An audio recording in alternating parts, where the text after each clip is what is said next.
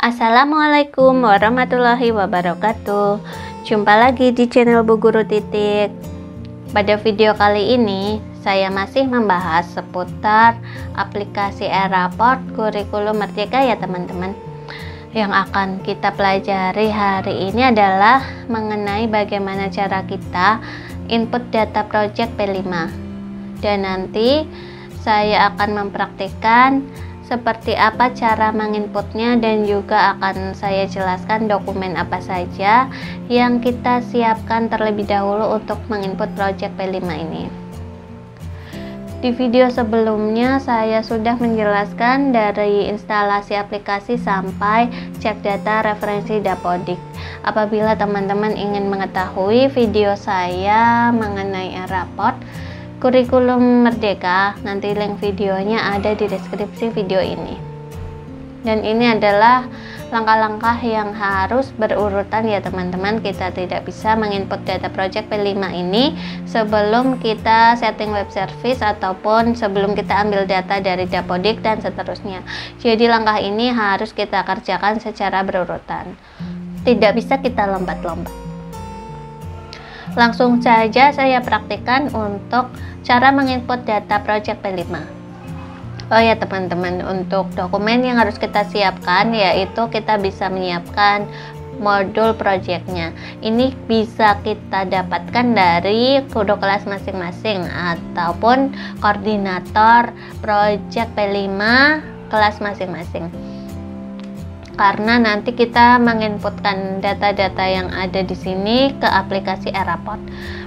Setelah kita menyiapkan modul projectnya, kita buka dulu aplikasi e-raportnya.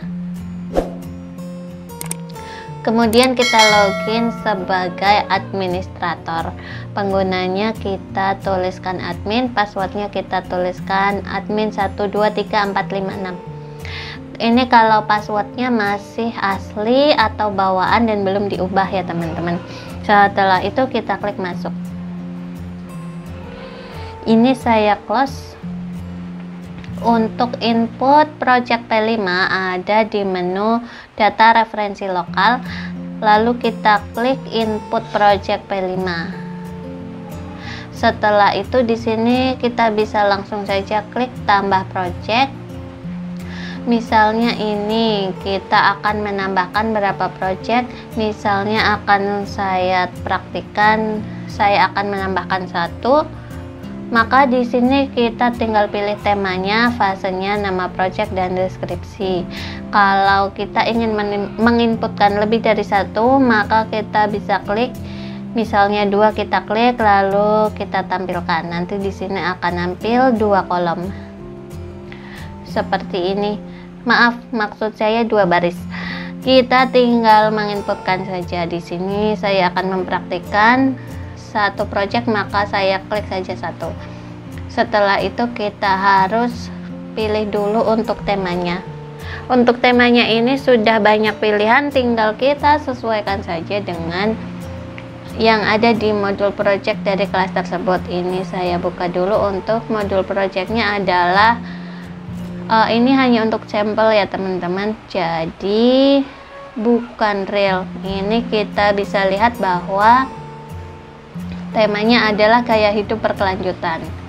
Lalu kita pilih saja tema gaya hidup berkelanjutan. Lalu fasenya bisa kita cek, ini adalah fase B atau kelas 3 dan 4. Saya pilih fase B. Jadi untuk project P5 itu dalam 1 semester minimal 1 kelas adalah 1 project. Jadi untuk fase B misalnya untuk kelas 4 1 project dan untuk kelas 1 juga misalnya 1 project.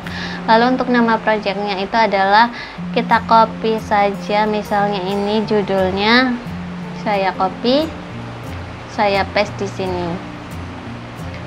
Setelah itu untuk deskripsi project, di sini saya cari deskripsinya dari modul project. Misalnya saya copy dari tujuan ini, Proyek ini ditujukan untuk membangun kesadaran siswa tentang pentingnya mengelola sampah plastik dan melakukan aksi sebagai solusi terhadap masalah sampah plastik. Saya copy saja. Oh ya, untuk deskripsi ini sebaiknya jangan terlalu panjang ya teman-teman. Nanti kalau terlalu panjang kita akan kesulitan di penginputan nilainya. Ini saya copy seperti tadi, deskripsinya saya rapikan terlebih dahulu. Setelah itu kita klik simpan. Kalau ada notifikasi input data project berhasil disimpan, berarti ini sudah berhasil. Kita klik saja OK. Dan di sini kita bisa melihat apa yang tadi kita inputkan itu sudah muncul di sini.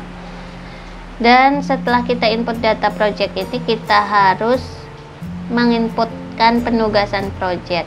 Jadi untuk langkah input data project P5 ini yang kita lakukan adalah ini input project dan input penugasan project. Jadi ada dua inputan yang harus kita isi. Dan yang kedua adalah input penugasan project. Kita klik saja. Lalu di input penugasan project ini kita klik saja tambah project, lalu kita pilih kelasnya, tadi adalah kelas 4. Lalu tema utamanya kita pilih yang tadi kita inputkan, yaitu gaya hidup berkelanjutan, saya pilih. Kemudian nama projectnya kita pilih yang tadi kita inputkan, yaitu lingkungan bersih, cerdik, kelola sampah plastik. Lalu deskripsinya juga pilih yang tadi, maksud saya teman-teman ini. Jadi deskripsinya tidak terlalu panjang karena nanti di sini akan sangat panjang. Kita inputkan saja yang simple. Untuk deskripsinya kita pilih yang tadi kita inputkan seperti ini. Jadi untuk input penugasan project itu kita pilih sesuai project yang tadi kita inputkan. Setelah itu kita di sini harus menentukan dimensi apa yang akan dibangun. Elemennya apa, subelemennya apa, capaian akhir fasenya apa. Untuk mengetahui data ini kita bisa melihat dari modul project tersebut. Dan bisa kita peroleh dari masing-masing guru kelasnya. Ini saya sesuaikan dulu, saya lihat. Untuk di sini kita bisa mengetahui bahwa dimensi yang akan dicapai yaitu beriman, bertakwa kepada Tuhan Yang Maha Esa dan berakhlak mulia. Kita cari dulu yang dimensi nomor 1 ini, beriman, bertakwa kepada Tuhan Yang Maha Esa. Dan untuk subelemennya dan elemennya kita lihat lagi. Subelemennya adalah menjaga lingkungan. Lalu kita pilih cari yang menjaga lingkungan. Nah ini ya teman-teman, menjaga lingkungan alam sekitar. Lalu kita pilih checklist ini. Jadi dinilai atau tidak dinilai. Maka yang akan kita nilai kita checklist, maka yang tidak kita biarkan. Jadi sesuai dengan modul projectnya yang dinilai adalah menjaga lingkungan. Maka di sini saya checklist yang menjaga lingkungan. Selanjutnya kita cari lagi dimensi yang lainnya. Ini adalah bernalar kritis, subelemennya mengidentifikasi, mengklasifikasi, dan mengolah informasi dan gagasan. Saya cari dulu untuk berkebinekaan global ini tidak ada. Kita cari yang gotong royong juga tidak ada, mandiri tidak ada. Nah ini bernalar kritis, kita lihat yang tadi adalah mengidentifikasi, mengklasifikasi. Kita cari subelemennya yang sesuai tadi, yaitu yang ini, mengidentifikasi, mengklarifikasi, dan mengolah informasi dan gagasan. Kita checklist yang ini untuk dinilai. Setelah itu kita cari lagi untuk dimensinya, yaitu kreatif, menghasilkan karya dan tindakan yang orisinal. Saya cari yang kreatif, ini yang menghasilkan karya dan tindakan yang orisinal. Ini saya checklist, jadi kita sesuaikan untuk dimensi dan elemen yang akan dinilai dari P5 nya sesuai dari modul ajar. Ini saya cek kembali, ini yang dimensi beriman betul 1, lalu bernalar kritis, lalu dimensi kreatif kita sesuaikan, ini sudah benar. Setelah itu kita klik simpan. Lalu di sini akan muncul notifikasi input data berhasil disimpan. Kita klik saja oke.